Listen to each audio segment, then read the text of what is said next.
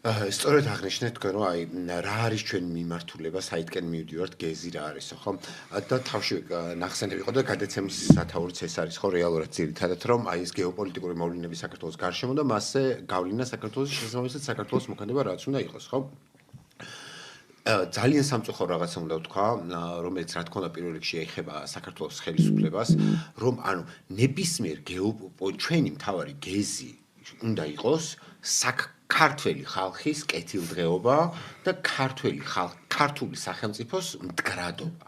ქართული სახელმწიფოს ვერანაირ სახელმწიფოებრიობაზე, ვერანაირ გეოპოლიტიკაზე ვერ ვილაპარაკებთ, თუ უბრალოდ მოსახლეობა დარჩა ქვეყანაში ანუ დღეს რეალურად დავჭით ერთი დიდი ქალაქის ზომის მოსახლეობა ვართ. საშუალო, დიდი ქალაქიც არა. საშუალო ზომის ქალაქის მოსახლეობაზე ლაპარაკი, ხო?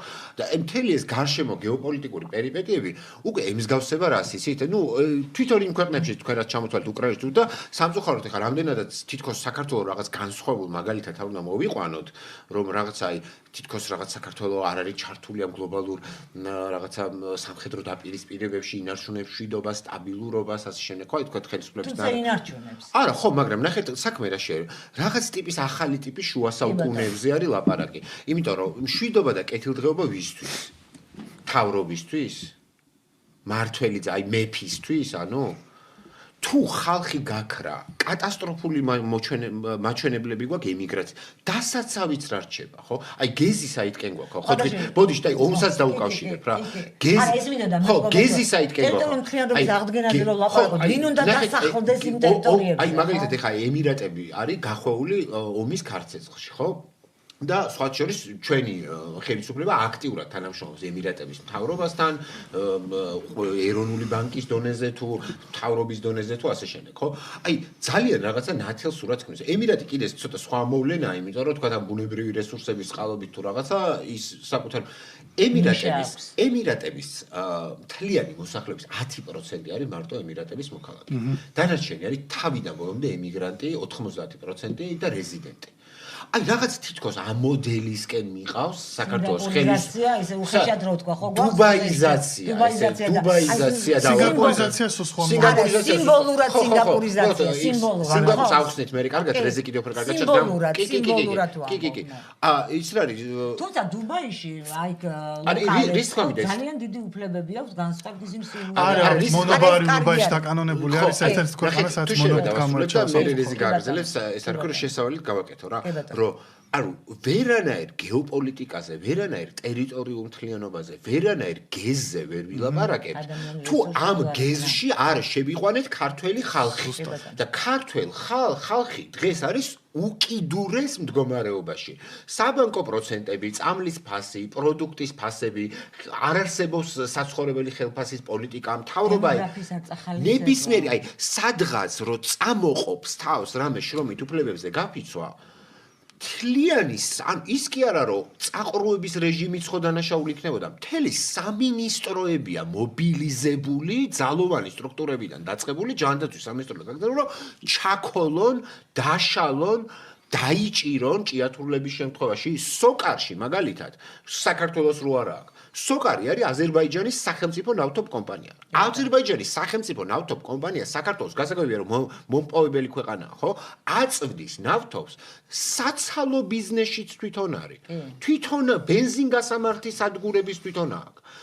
გაზის მიმწოდებელიც ის არის და სოკარის თანამშრომლობა გაფიცვა რომ დაიწყეს ბათუმში გაფიცვამდეც ვერ მივიდნენ მეორე დღესვე შსს მივარდა და აბა დაიშალეთ ეხა ის თუ არ დავინახეთ გეოპოლიტიკური პროცესის შიდა პოლიტიკის პერსპექტივით უბრალოდ დავამთავრებთ ეგეთ სურათს რომ რაღაც დღე არსებული მოსახლეობის დღეს რა მოსახლეობას ყავს მთავრობა ბიზნეს ელიტა და მაქსიმუმ გაწია გამოწე მას +7% იბრძვის მშვიდობისთვის ომისთვის რაღაც საერთოდ რამისთვის დანარჩენი მოსახლეობა არის გათიშული საერთოდ ყველაფრიდან არა მისთვის უკვე აღარანაირი მნიშვნელობა არ აქვს არც ამ გეზს არც იქ რა ხდება არც აქ რა ხდება იმიტომ რომ აქ ხდება ჯოჯოხეთი რა აი სუვერენიტეტზე ვლაპარაკობთ, ხო? რა სუვერენიტეტზე არის ლაპარაკი, როცა სოფლიო ბანკის და სავალუტო ფონდის წერტილმძიმეთი ასრულებენ ყველაფერს. რუსთავიორი და იმედის საინფორმაციო გამოშვებები იწყება სავალუტო ფონდის რეპორტების აშფანდურით გამოცხადებით, ხო? და მე კიდე ნერგავენ ამას ხალხში, რომ აი რა ვქნათ, როგორ დავუპირისპირდეთ სოფლიო ბანკს, ამხელა მონსტრო. ბოდიში უკაცრავად, აფრიკული ქვეყნები ახერხებენ სოფლიო ბანკთან დაპირისპირებას და საერთაშორისო სავალუტო ფონდთან და ბევრი მათგანი წარმატებით. უბრალოდ სურვილი და პოლიტიკური ნება უნდა იყოს. როცა ვლაპარაკობთ, აი ხა პრინციპს მინდა დავკავშირო, როცა ვლაპარაკობთ ტერიტორიულ მთლიანობაზე, ხო? ტერიტორიულ მთლიანობაზე ხო ვლაპარაკობთ, ჩვენ ყოველთვის ვლაპარაკობთ მშვიდობიანი გზით, ხო? მშვიდობიანი გზა საკუთარ თავში მოიაზრებს იმასაც, ხო, რომ აფხაზეთის თუ ცხინვალის ტერიტორიაზე მცხოვრები ადამიანების მინიმუმ 50% მაინც უნდა დაარწმუნო, გასაგებია რომ ჯერ ტრამვებს უნდა უმკურნალოს. რას ხედავს ის ხალხი საქართველოში? ხო, ამათთან რატო უნდა გინდოდეს მეც? რას ხედავს საქართველოში? დევნილებს საცხოვრებელი სახლიდან ყრიან. სხვათა შორის მე არა, მაგაზე ვერ დაგეთანხმები. დევნილებს ყრიან საცხოვრებელი. მე სხვათა შორის ეს მარტო ამ ხელისუფლებაზე არ ვლაპარაკობ. მე მესმის, ხო? ანუ ახლა ნამდვილად აძლევენ ბინებს დევნილებს და სხვათა შორის 3 და 4 ბინაც აქვს და კიდე. აი მაგალითად აფხაზეთის მიმართულებით დე ფაქტო ჩათვალეთ რომ საზღვარი გახსნილია. იქიდან აქიდან მოძა ზუგდიდში ცხოვრობდი. აი მოდის სოხუმელი ზუგდიდში. და რას ხედავს?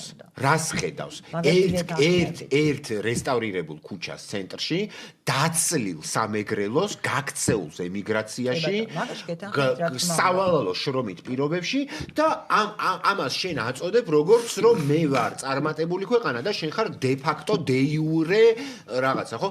განსხვავებას რაღაცა უნდა დავიცვათ, აი აუცილებლად არა რომ ვერანაირი ქართველი ხალხი ეკონომიკა, სუვერენული ეკონომიკა, ეროვნული ეკონომიკა და სოციალური პოლიტიკის გარეშე ყველანაირი გეოპოლიტიკური საუბარი ემსგავსება უბრალოდ რომ მოსახლეობის 2% იღებს რაღაცა ბრძოლაშია ჩართული და ვერ გავიგეთ რა ბრძოლაში არიან ჩართული. და